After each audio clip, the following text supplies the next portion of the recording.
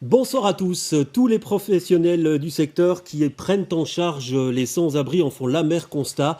Les structures d'accueil sont saturées. C'est le cas souvent tout au long de l'année, mais le problème est encore plus criant lorsque les températures chutent. Alors, quelle solution mettre en œuvre? Faut-il de nouveaux dispositifs ou renforcer ceux qui existent? C'est le thème de Versus ce soir.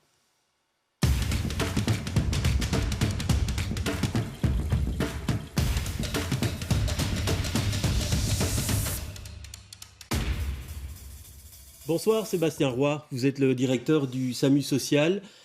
Quel est l'état du SAMU aujourd'hui? Le dispositif hiver est en place, il y a 900 places. Qu'en est-il? Vous êtes complet? On est complet. En fait, ça fait quelques années qu'on est complet. Donc, c'est très rare d'avoir des structures libres aujourd'hui sur Bruxelles et d'avoir des places libres.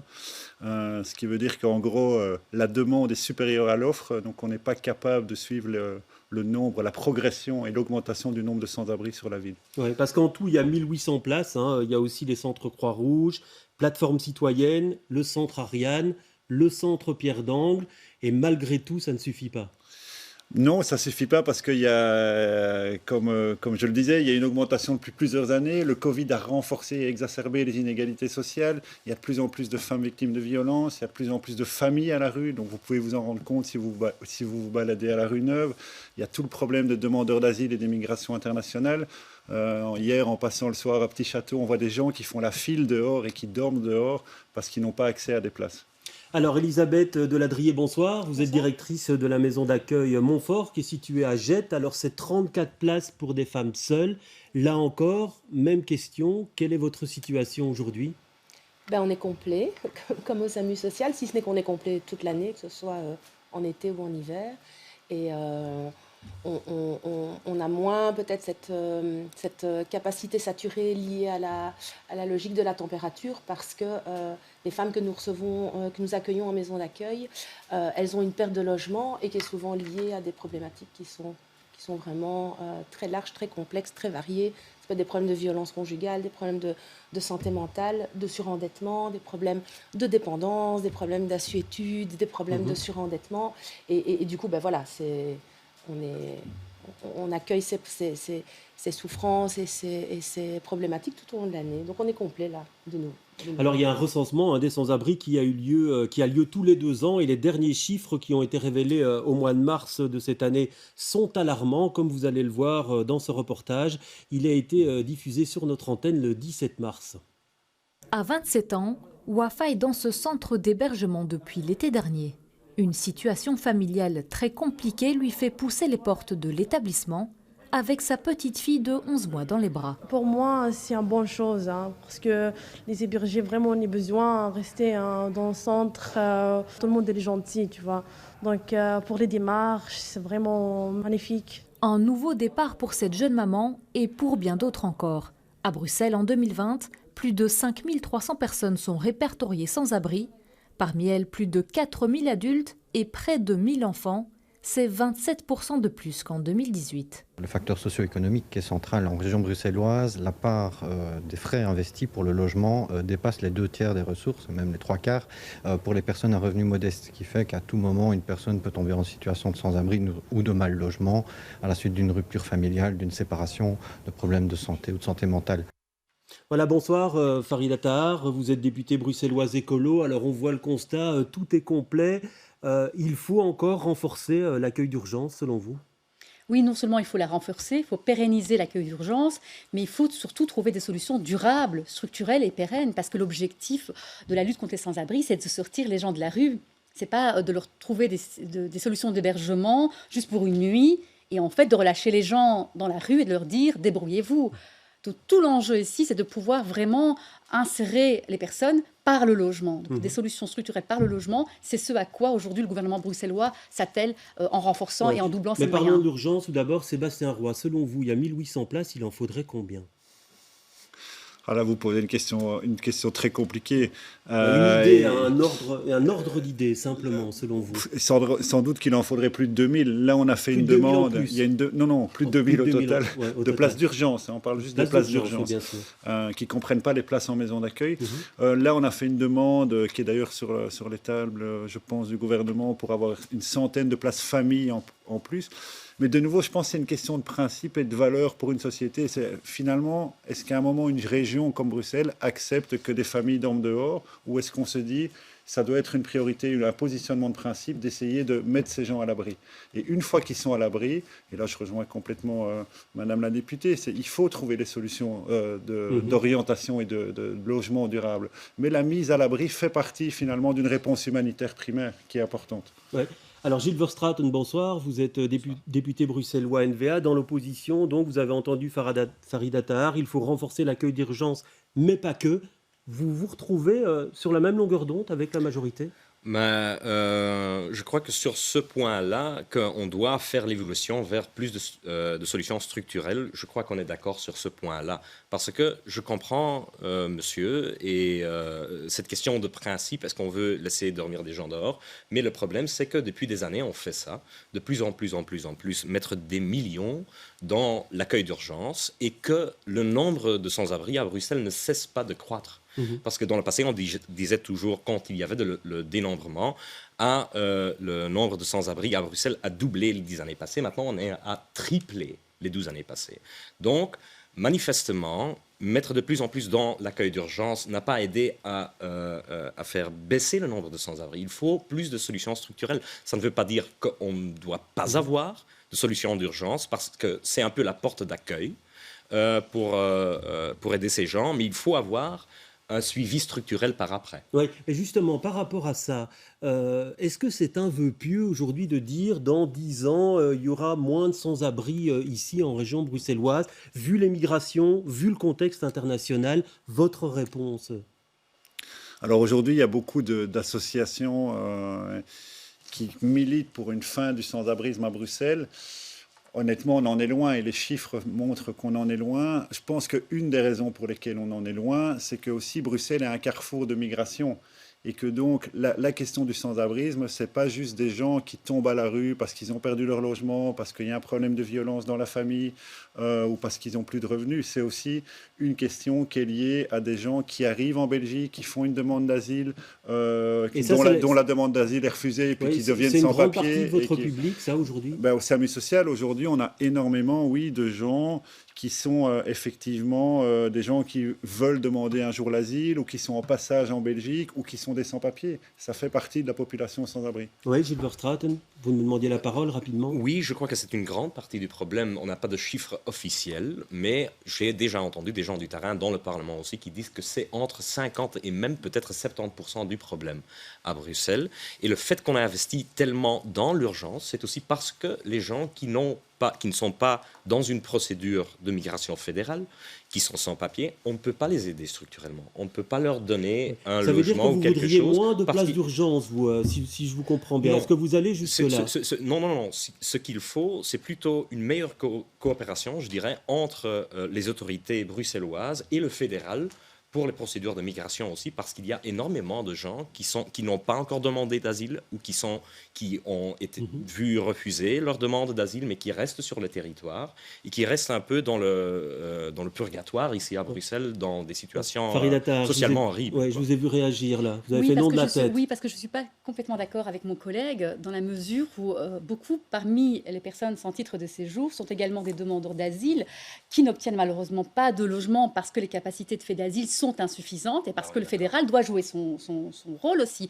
Je rappelle que la Belgique a déjà été condamnée à de nombreuses reprises pour manque de capacité au niveau de fait d'asile. Et donc, tout à l'heure, le directeur du SAMU social le rappelait, en fait, à Bruxelles, qui est une ville cosmopolite et qui, avec un flux migratoire important, fait en sorte que nous avons en fait une gestion importante des personnes sans titre de séjour parmi les sans-abri, et que cette responsabilité-là doit être partagée avec le fédéral également. En fait, aujourd'hui, on demande à la région bruxelloise de gérer tout le coût et toute la charge, en fait. C'est juste pas possible. Oui. Vous savez qu'à Bruxelles, et je terminerai par ça, les moyens qui sont dévoués à la lutte contre le sans-abrisme a doublé depuis 2019. Jamais les moyens n'ont été aussi consacrés à la lutte contre le sans-abrisme. Une réponse rapide et puis on passe aux solutions structurelles pour le logement, notamment très rapidement. Très très rapidement. Le problème, c'est aussi qu'il n'y a pratiquement pas de contrôle. À Bruxelles, les chiffres sont connus, des contrôles de police, des gens qui ont reçu... on ne fait pas un débat là-dessus, Gilles Verstraeten. Non, mais des gens qui ont reçu l'ordre de quitter sans-papiers. le territoire. Il n'y a pratiquement pas de contrôle, il n'y a pratiquement pas de collaboration là-dessus. Les gens là restent à Bruxelles et malheureusement sont souvent dans les chiffres de sans-abrisme. Alors on passe maintenant aux solutions structurelles. Il y a eu une commission délibérative, 45 citoyens tirés au sort, qui se sont penchés sur le sans-abrisme. Il y a eu 97 recommandations. Vous étiez les rapporteurs et vous faisiez partie des députés qui accompagnaient tout ce processus. Alors dans les demandes structurelles au niveau du logement, il y a pas mal de choses. Il y a plus de moyens pour les agences immobilières sociales, régulation du marché locatif par un encadrement des loyers, créer davantage d'hôtels sociaux, accélérer la reconversion des bureaux en logement. Une question pour vous, Elisabeth Deladrier. En termes de logement, qu'est-ce qu'il faudrait mettre en place selon vous ? Et je dirais qu'il faut... Il y a d'abord le travail de toute la question de la prévention pour éviter que les gens ne se retrouvent en rue. Et puis en aval, il y a effectivement toute cette question du logement, travailler l'accessibilité au logement. Quand vous êtes jeune, que vous êtes peu qualifié, ou vous êtes femme seule avec enfants, ou des familles nombreuses, ça rajoute une couche de difficulté pour accéder à un logement décent, avec un loyer abordable. Et quand on arrive à avoir un logement, ça fait partie pour moi de la même thématique. On n'accompagne pas des logements dans notre secteur, on accompagne des personnes.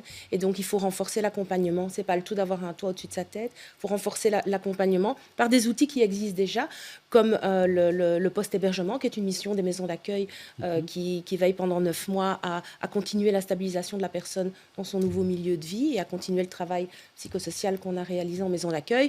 Mais ça peut être aussi le renforcement de projets comme le Housing First. Donc, Housing First, c'est d'abord mettre les sans-abri en logement et puis s'attaquer à les remettre en selle dans la société. Il y a effectivement et les services de guidance à domicile aussi. Il y a effectivement un programme chez vous de Housing First, Sébastien Roy, au SAMU social. On dit souvent que beaucoup d'associations disent que c'est vraiment une porte d'entrée très intéressante, ce Housing First. Est-ce qu'il faudrait plus le développer selon vous ? Moi, je pense que c'est en tout cas une intention régionale et je crois effectivement que ça marche. Tous les indicateurs par rapport au Housing First sont assez positifs. En fait, le principe du Housing First, c'est gérer l'accompagnement autour du domicile et autour du logement pour amener les services vers la personne et non l'inverse. Et donc oui, la recette est plutôt efficace. Elle a aussi montré son efficacité ailleurs à l'étranger. Donc oui, c'est une bonne recette. Une des limites que nous, on voit par rapport à cette recette, de nouveau, c'est qu'elle ne touche pas tout le monde. Et donc, notamment, elle ne touche pas à la problématique migratoire dont on a parlé avant. Mais pour les gens qui tombent, qui perdent leur ancrage, c'est une recette qui fonctionne. Oui, Elisabeth ?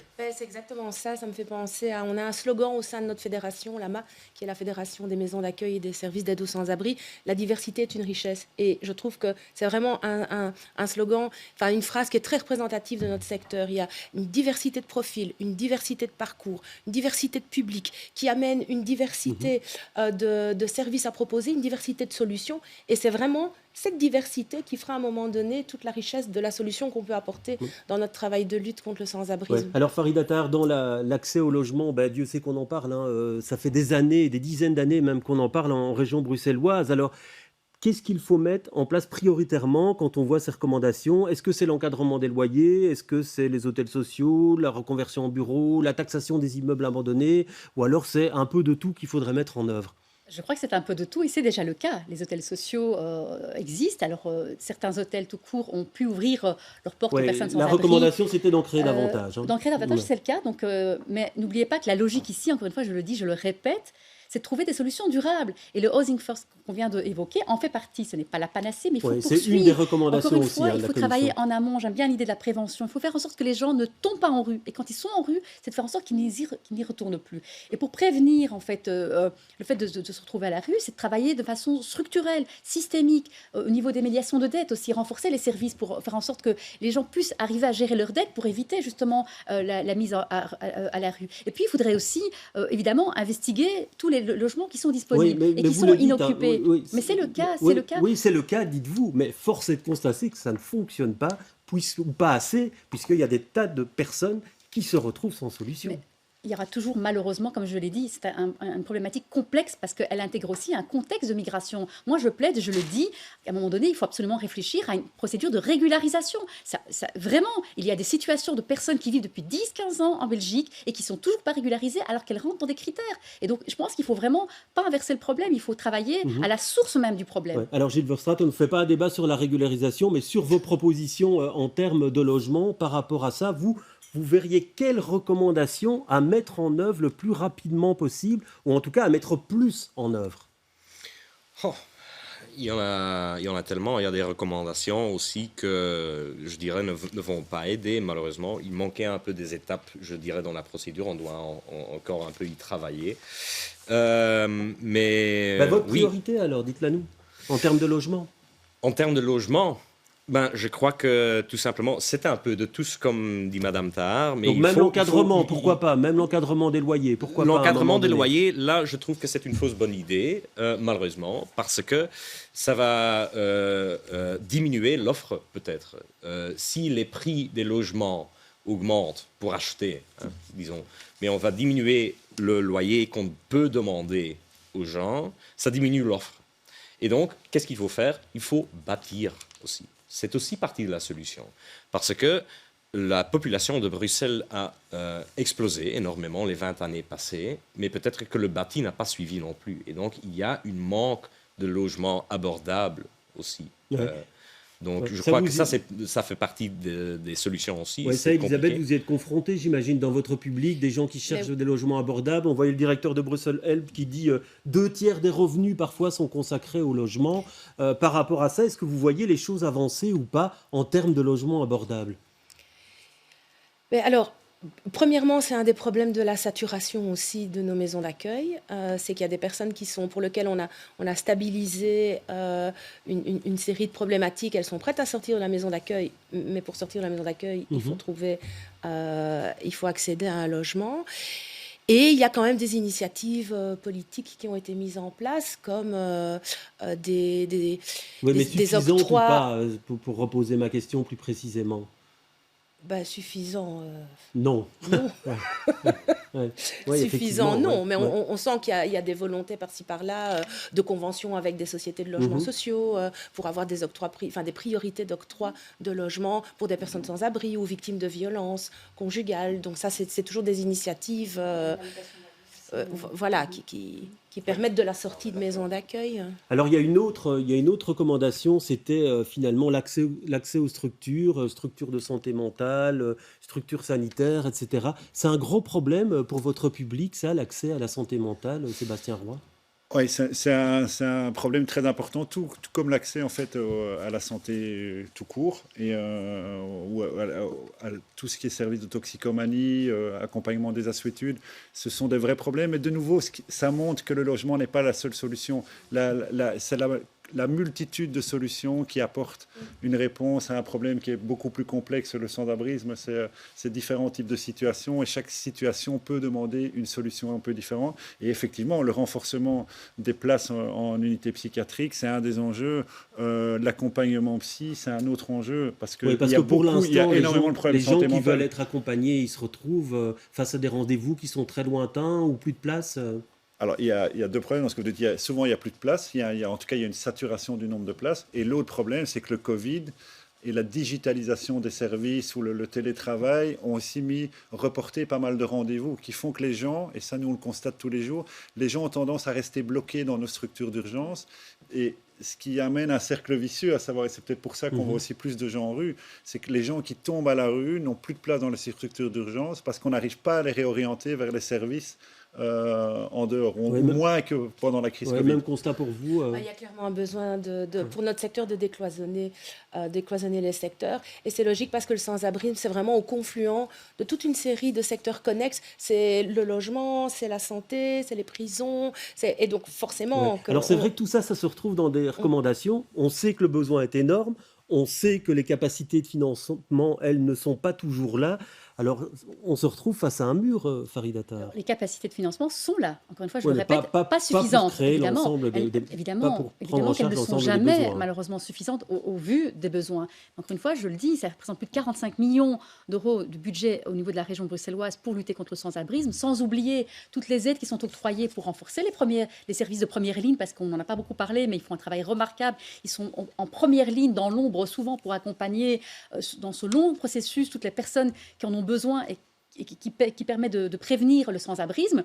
Les moyens sont là, ils ne sont pas suffisants, il faut les renforcer, mais chaque niveau de pouvoir doit jouer son rôle, doit prendre sa part des responsabilités. Et par rapport aux recommandations, elles sont très nombreuses. 97 recommandations qui ont été formulées par les citoyens, je veux le rappeler. Et nous, parlementaires, nous devrions assurer un suivi dans les 9 mois maximum, parce que certaines recommandations sont réalisables, d'autres ne le sont pas. Oui, mais justement, par rapport à ça, Gilles Verstraete, est-ce qu'à un moment donné, on pourrait se dire, quelle que soit la majorité, à un moment donné, elle va se retrouver face à un constat où elle ne pourra pas faire face aux besoins nécessaires. Mais c'est déjà le cas, et c'est déjà le cas depuis très longtemps. Je voulais juste un peu réagir par rapport à ce que Madame a dit. Ce décloisonnement, je crois que c'est très important d'avoir plus de collaboration entre tous les services existants et d'avoir un suivi aussi personnalisé de chaque sans-abri, de savoir quelle est leur situation, d'où est-ce qu'ils viennent et qu'est-ce qui est la meilleure réponse pour chaque personne. Et aussi d'avoir des pratiques un peu plus simples. Ce décloisonnement doit se faire entre les CPAS aussi. Quand on dit accessibilité à des soins, par exemple, sur l'octroi de la carte médicale, chacun des 19 CPAS ont de temps en temps leur propre logique, leur propre fonctionnement. Ça n'aide pas non plus. Donc, avoir plus d'harmonisation entre ces pratiques-là, ça pourrait aider dans la réponse publique. Je préférais un CPAS pour toute la région, mais ça c'est autre chose. Avoir plus d'harmonisation des pratiques, ce serait déjà pas mal. Ouais. Alors il y a une problématique qui est souvent exposée par les associations, qu'on retrouve aussi dans les recommandations, c'est le non-recours aux droits et aux services auxquels on a droit. Pour les sans-abri, c'est un parcours parfois du combattant, pour essayer d'avoir droit à certaines choses légitimement, Sébastien Roy. Oui, c'est un problème très connu des assistants sociaux qui doivent ramer par rapport effectivement à une diversité de CPAS, à différents obstacles pour ouvrir les droits. Ça demande énormément d'énergie, ça demande du temps. Et donc c'est ça qui fait que les solutions sont complexes. Et c'est pour ça... Et là, c'est vrai que je vais dans le sens de Madame. La région a mis énormément de moyens dans la qualité du suivi. Maintenant, nos structures sont ouvertes 24 heures sur 24, elles sont ouvertes 7 jours sur 7. Et tout cet accompagnement social se fait, et c'est important de le souligner. Nous, on a remarqué au SAMU social qu'on a orienté vers des solutions durables plus du double en 2019 et 2020 que ce qu'on faisait auparavant. Donc ça montre qu'on arrive à faire sortir les gens si on met les moyens. La limite à laquelle on est confronté aujourd'hui, c'est qu'il y a eu beaucoup de gens, et notamment, je crois, pour les raisons qu'on a mentionnées, le Covid et les crises migratoires, qui font qu'ils se retrouvent à la rue et que le nombre de sans-abri donne l'impression d'augmenter, mais ça ne veut pas dire qu'on ne trouve pas les solutions pour les réorienter. En mettant les bons moyens, je pense qu'il y a des solutions. Très bien, mais on va passer maintenant à votre dernière proposition, celle que vous voulez voir mise en œuvre le plus rapidement possible. On commence avec vous, Gilles Verstraeten. S'il y avait une solution à mettre en œuvre très rapidement, la priorité des priorités, vous diriez quoi ? Ça a déjà été dit, peut-être 2 choses, ou 3 choses. Une meilleure collaboration avec le fédéral sur la question migratoire, parce que là, il y a un gros problème. Un suivi adapté de chaque sans-abri avec une sorte de dossier médical. C'est prévu dans l'ordonnance, c'est pas encore mis en œuvre. Je crois que c'est important pour avoir des solutions adaptées et plus de housing first. Ok. Farid Attar, à vous. Oui, il y a une série de mesures. Le housing first, il faut vraiment le renforcer, c'est déjà le cas. Il faut absolument aussi travailler sur l'accès au loyer. Ça reste encore trop cher à Bruxelles, et donc il faut travailler sur les grilles tarifaires au niveau de Bruxelles, et c'est le cas. Le travail est en cours. Et pas l'encadrement non plus. Il faut évidemment l'encadrement des loyers, même si ça reste aujourd'hui non contraignante, mais il faut continuer à travailler sur l'encadrement, et il faut surtout doter les services qui travaillent en première ligne et qui font du suivi individuel. C'est super important pour de nouveau trouver des solutions durables et pérennes. C'est encore une fois l'objectif qu'il faut garder à l'esprit. Elisabeth Deladrier, à vous. En 30 secondes. Je dis, autre chose. Hein. Mais je dirais renforcer l'accessibilité, c'est ce que j'ai déjà dit, l'accessibilité au logement et l'accompagnement, tant au niveau des maisons d'accueil, par des missions comme les missions de soutien à des personnes qui souffrent de problèmes d'assuétude ou de santé mentale. L'accompagnement, renforcer l'accompagnement en maison d'accueil, c'est aussi un outil de prévention pour des personnes qui sont mieux stabilisées par la suite. Et le fait de renforcer le post-hébergement et l'accompagnement via des services de guidance à domicile, c'est également un outil de prévention parce qu'on maintient les gens dans leur logement. Voilà, et le dernier mot pour vous, Sébastien Roy, pour l'accueil d'urgence, plus précisément, la mesure à mettre en œuvre maintenant tout de suite. Ouais, comme vous le dites, nous, on est une organisation avant tout d'urgence et qui se dit humanitaire quelque part. Et donc, dans cette optique-là, nous, le combat pour lequel on plaide ou la mesure pour laquelle on plaide pour le moment, c'est partir du principe qu'aucune famille ne doit dormir à la rue. Et donc, c'est ouvrir des places d'hébergement pour les familles, s'assurer qu'il n'y ait aucun enfant qui reste à la rue à Bruxelles. Merci en tout cas d'être venu échanger sur notre plateau. Versus, c'est fini pour ce soir. À bientôt.